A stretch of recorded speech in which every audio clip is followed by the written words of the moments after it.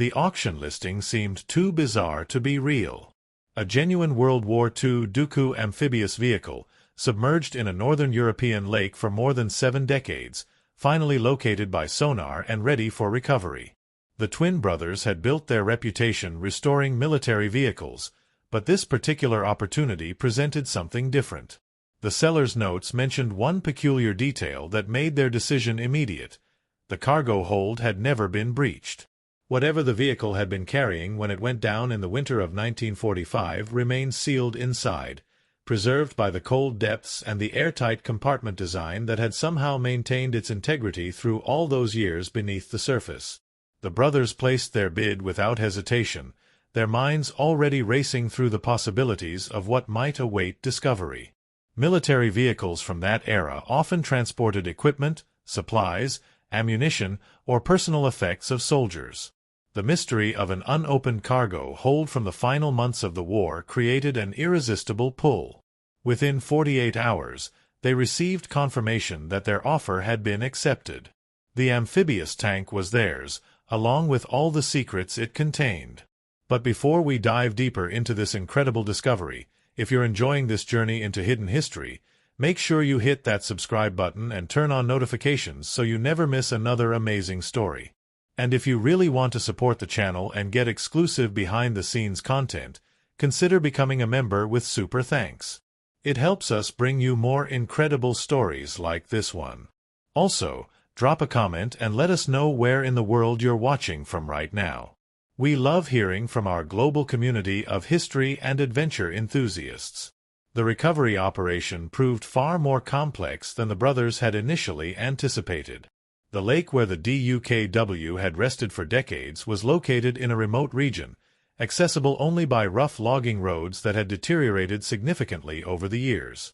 Winter had already begun tightening its grip on the landscape, with temperatures plunging below freezing most nights and ice forming along the shoreline. The brothers hired a specialized recovery team with experience in underwater salvage operations, along with a massive crane capable of lifting the estimated 8-ton weight of the waterlogged vehicle. The sonar images had shown the amphibious tank resting at a depth of approximately 60 feet, settled into the silty bottom at a slight angle. The recovery team explained that the cold, oxygen-poor environment of the deep lake water had likely preserved much of the vehicle's structure, though they warned that 70 years of submersion would have taken its toll on exposed metal surfaces.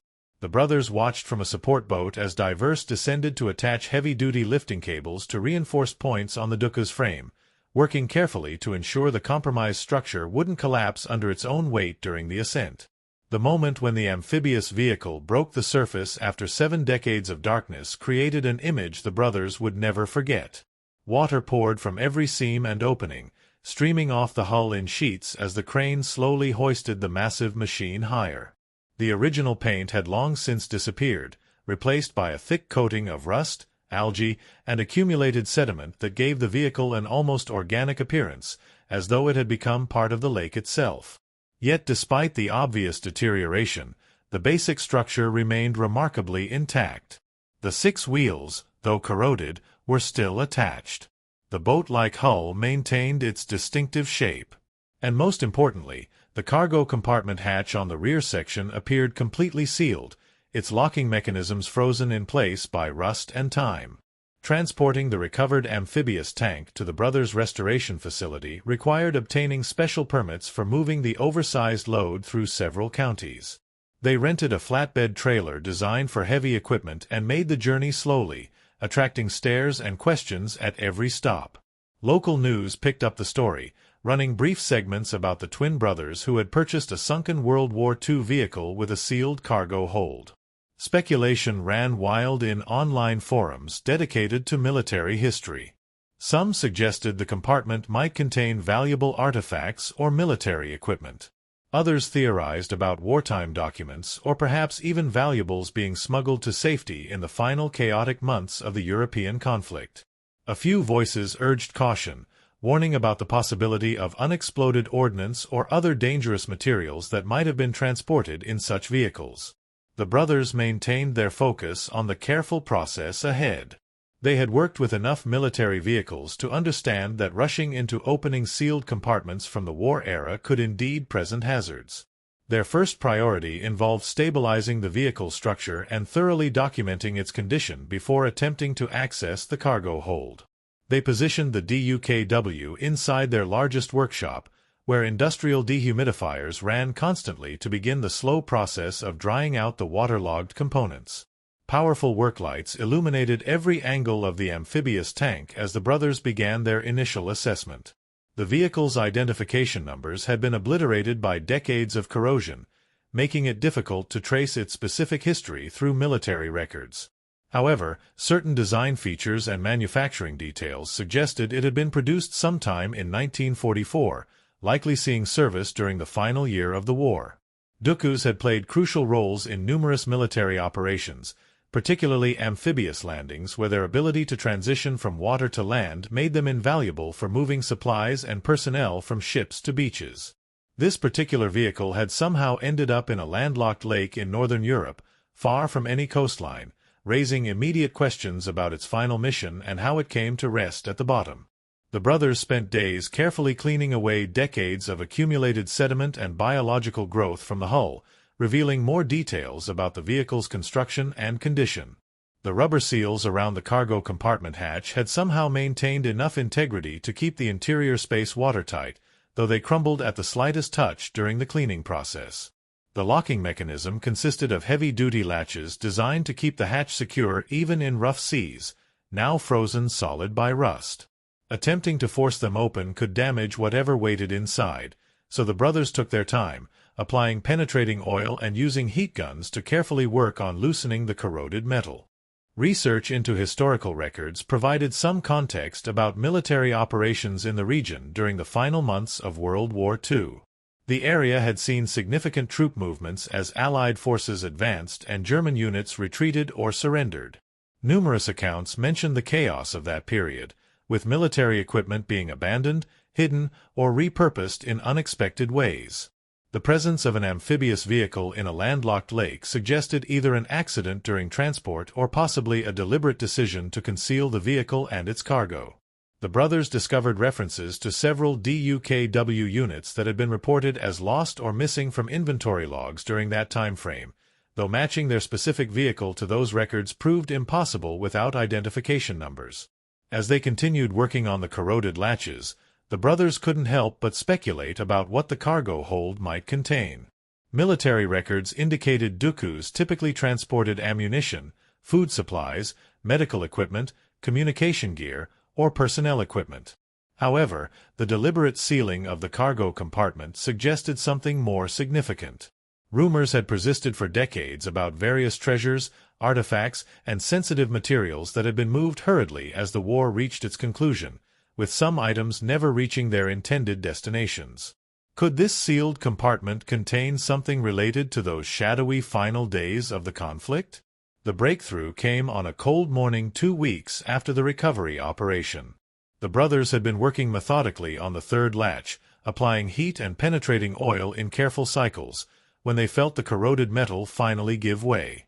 The release of the mechanism produced a sound like a sigh, as though the vehicle itself had been holding its breath for 7 decades.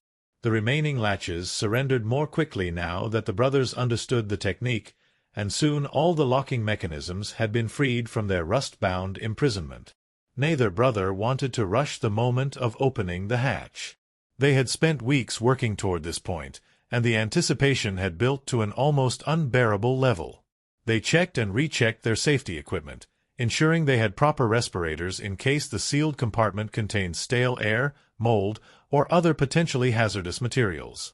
They positioned cameras to document whatever they discovered, knowing that the historical significance might extend beyond their personal curiosity.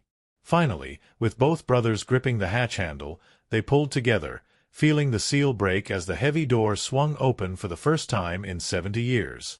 The interior of the cargo compartment exhaled decades of trapped air, carrying a strange mixture of scents: old metal, preserved grease, something vaguely chemical, and the distinctive smell of aged materials. The brothers aimed their flashlights into the darkness, and what the beams revealed made them both freeze in astonishment. The cargo hold was not empty.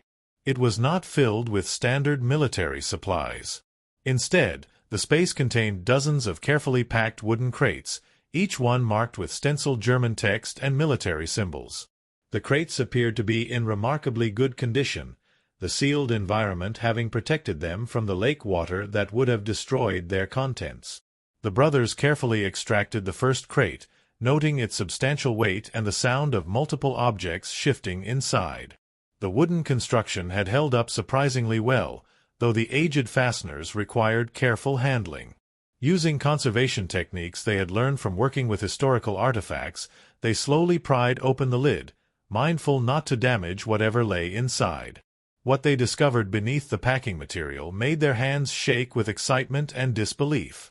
The crate contained small sculptures, each one wrapped in oiled cloth that had preserved them against moisture and decay.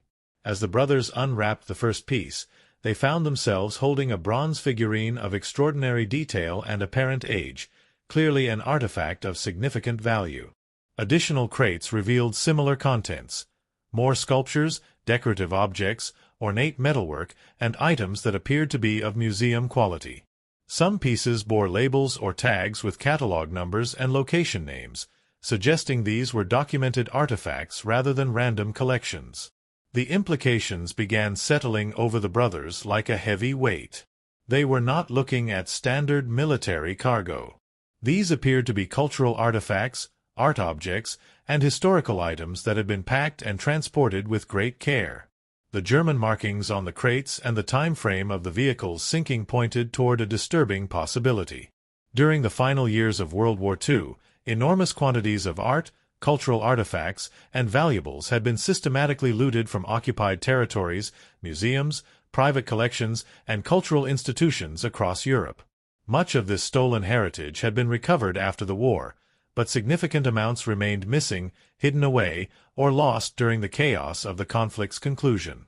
The brothers now faced a profound realization.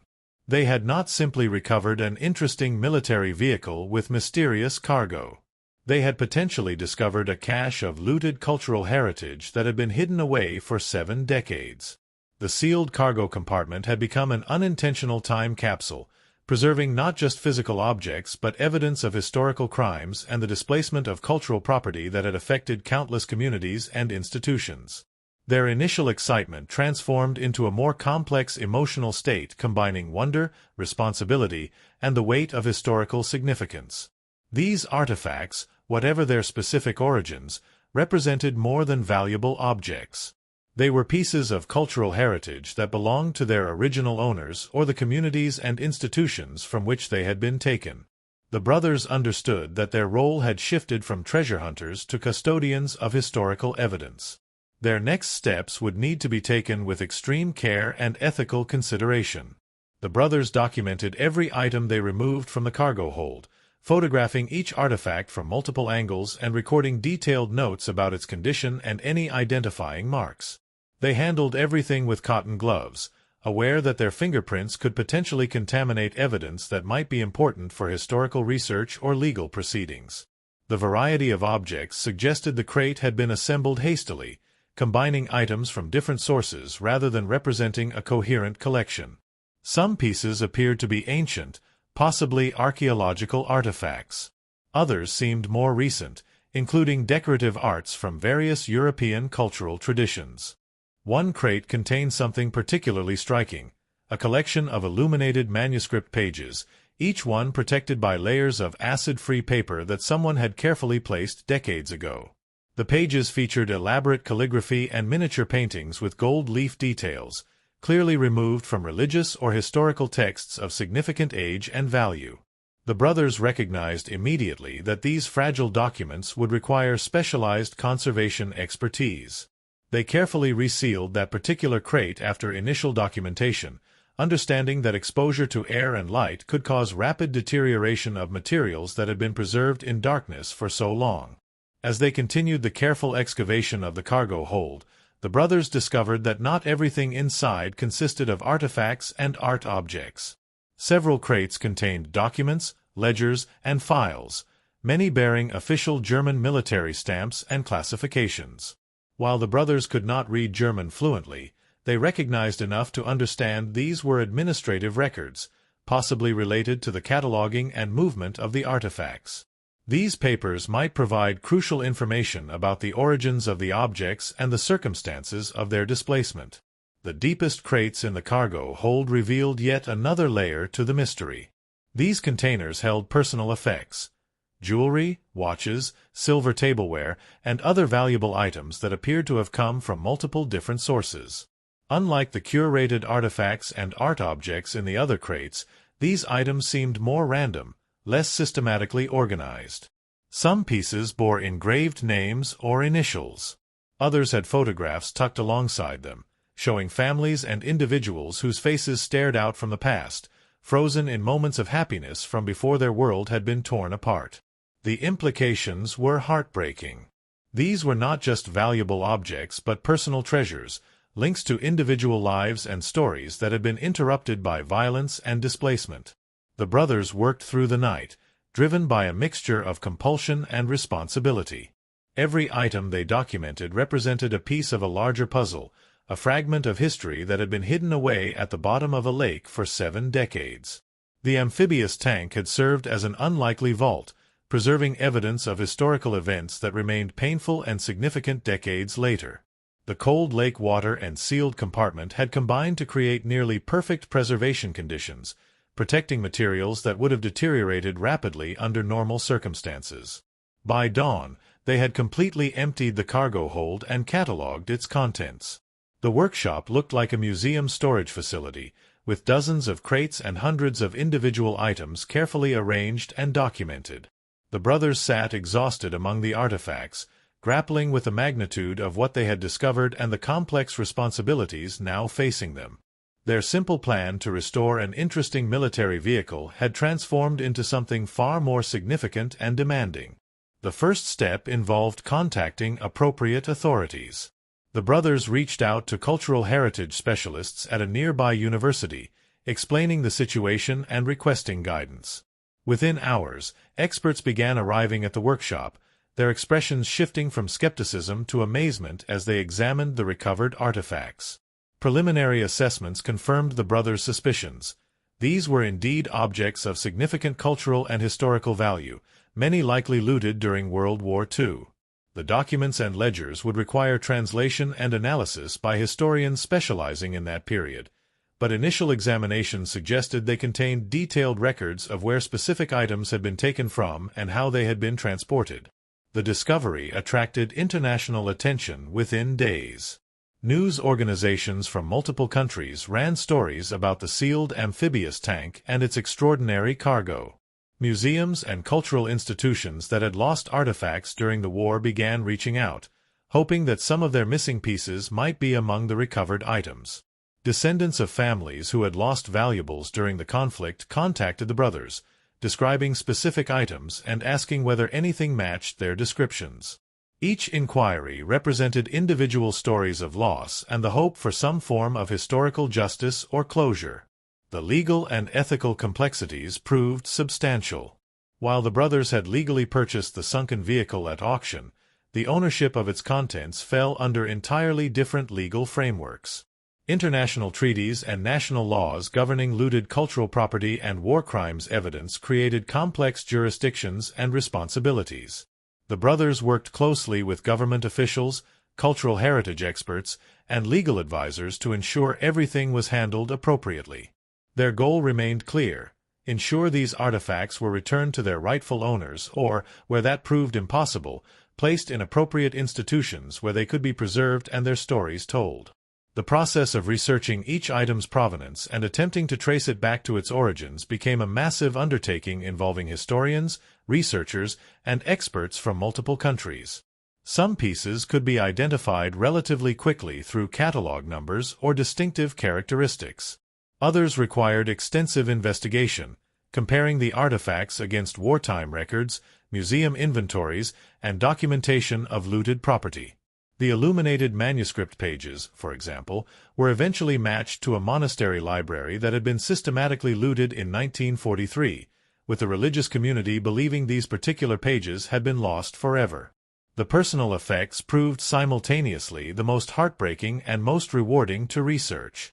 A silver locket with engraved initials and a photograph led investigators to descendants of a family who had been displaced from their home during the war. The family had believed everything had been lost or destroyed. Returning that locket to the granddaughter of its original owner created an emotional moment that helped the brothers understand the human significance of their discovery beyond the historical and cultural value of the artifacts. The amphibious tank itself became a subject of intensive historical research. Experts attempted to trace its movements during the final months of the war, piecing together how it had come to be in that particular lake with its cargo of looted property. Evidence suggested the vehicle had been part of an operation to move confiscated materials away from advancing Allied forces, possibly intended to hide the artifacts until they could be retrieved later. Something had gone wrong during transport across the frozen lake, whether an accident or deliberate sabotage, sending the DUKW and its cargo to the bottom where it had remained hidden for 7 decades. The recovery operation had inadvertently opened a window into a specific moment of historical transition, capturing physical evidence of the chaos and crimes that characterized the final period of World War II. The sealed cargo hold had preserved not just objects but a snapshot of historical events, maintained in suspended animation by the cold, dark water. The brothers' decision to purchase the sunken vehicle had set in motion a process of historical recovery and cultural restitution that would continue for years as researchers worked through the extensive collection of artifacts and documents. Throughout the process, the brothers maintained their commitment to ensuring everything was handled with maximum care and ethical consideration. They declined numerous offers from private collectors interested in purchasing specific items, understanding that the artifact's historical and cultural significance far outweighed any monetary value. They worked instead with museums, cultural institutions, and restitution organizations to facilitate the return of objects to their rightful owners or appropriate custodians. The story of the sealed amphibious tank and its cargo became a touchstone for discussions about wartime looting, cultural heritage preservation, and the ongoing efforts to address historical injustices. Educational institutions incorporated the discovery into curricula about World War II and cultural property protection. Documentaries and academic papers examined various aspects of the find, from the technical details of the recovery operation to the ethical frameworks governing the handling of discovered looted property. The brothers found themselves thrust into roles as advocates for cultural heritage protection and ethical approaches to historical artifacts. The documents recovered from the cargo hold proved particularly valuable for researchers studying wartime looting operations.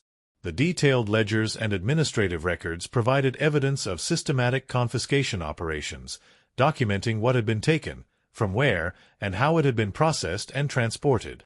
This information helped fill gaps in historical understanding and provided crucial evidence for ongoing restitution efforts involving other looted materials.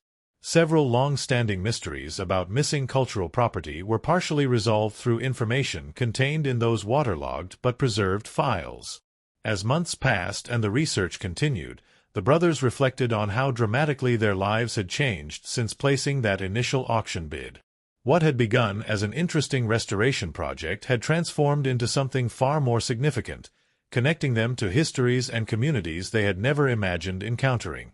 The experience reinforced important lessons about responsibility, the weight of history, and the ways that seemingly isolated discoveries can ripple outward to affect numerous people and institutions. The amphibious tank itself, once emptied of its cargo, became a historical artifact in its own right. Rather than restoring it to operational condition, the brothers worked with preservation specialists to stabilize its condition and maintain it as evidence of its unique history. The vehicle eventually found a permanent home in a museum dedicated to World War II history, displayed alongside information about its recovery and the extraordinary cargo it had carried to the bottom of that northern lake. Visitors could see the actual compartment that had remained sealed for 7 decades, understanding physically how the artifacts had been preserved and transported. The brothers continued their work restoring historical vehicles, but their approach had been fundamentally changed by the experience.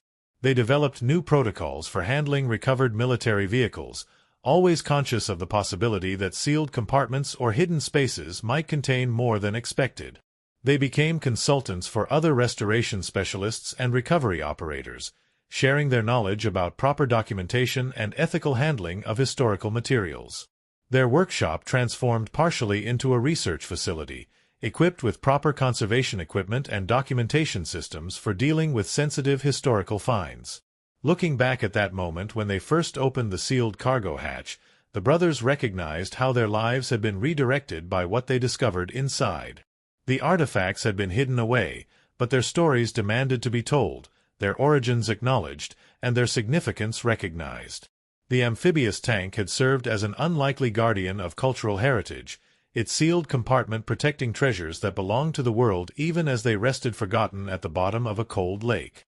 The recovery operation had been technical and challenging, but the real work had come afterward, navigating the complex landscape of cultural restitution and historical justice.